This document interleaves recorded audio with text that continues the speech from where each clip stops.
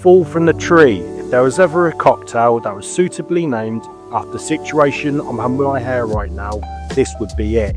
Anyway, let's cut out the woe is me side story and move on to an autumnal cocktail. The ingredient lineup: Applejack, cinnamon syrup, bitters, apple juice and fresh lemon juice.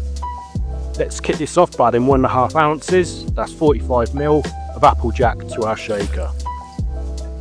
Follow this up with 1/2 ounce, that's 15ml, of cinnamon syrup. Then add a dash of our bitters, which I always conveniently miss. Add 1 ounce, that's 30ml, of apple juice. Then lastly add 1/4 ounce, that's 7.5ml, of fresh lemon juice. Add ice to our shaker and shake for 10 to 15 seconds. History wise, this is a relatively new cocktail created by Jim Kearns at the Happiest Hour in New York City back in 2019. Double strain into a chilled coupe glass and garnish with a dehydrated apple slice.